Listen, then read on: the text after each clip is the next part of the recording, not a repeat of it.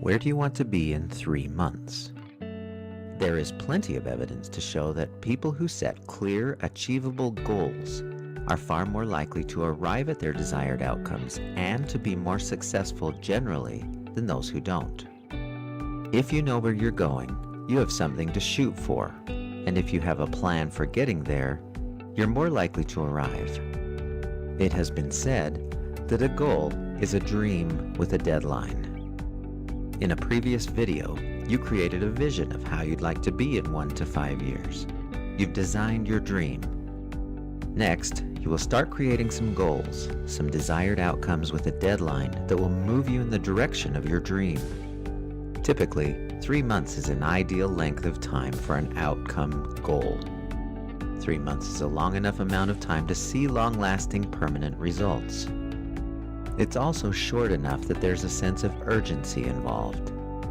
Let me explain what I mean with a couple of examples.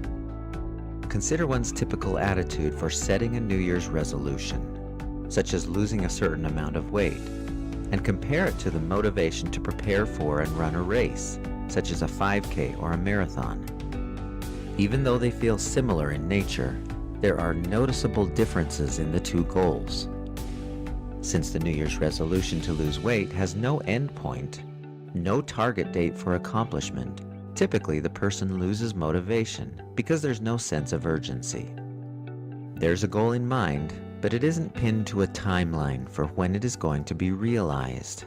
Very rarely do people set New Year's resolutions and then successfully complete them the way they intended on January 1st. Preparing for the race, on the other hand, creates real motivation because there is something special about the looming deadline of the event itself. The end stays in mind, and that tends to drive the behavior to be ready for it, to prepare for it. As it gets closer, urgency increases. Most people who plan to run a race at a specific place and time usually end up running in the race. Outcome versus behavioral goals. Before we set our goals, let me clarify the difference between an outcome goal and a behavioral goal.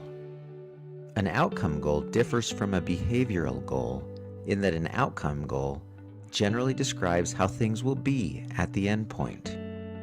It describes states of being or habituated patterns of behavior.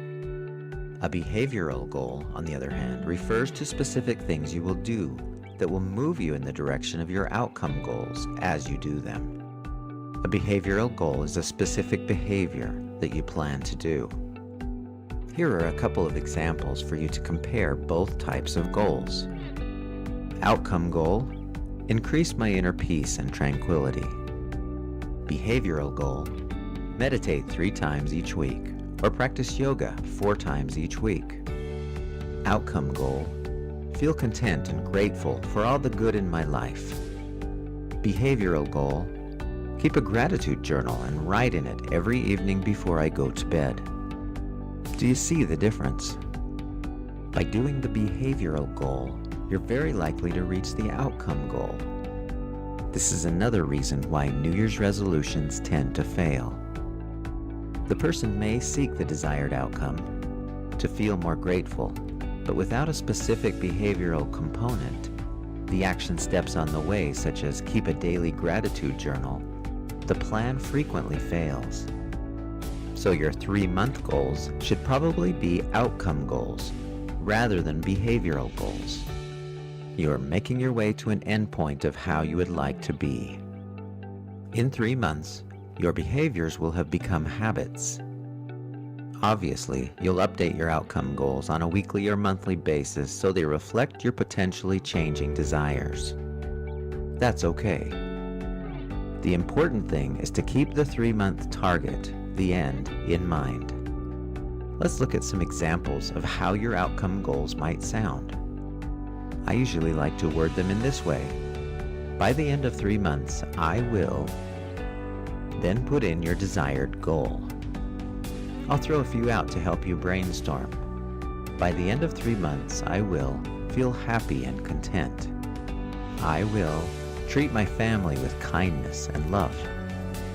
I will regularly spend mindful quality time with my favorite people.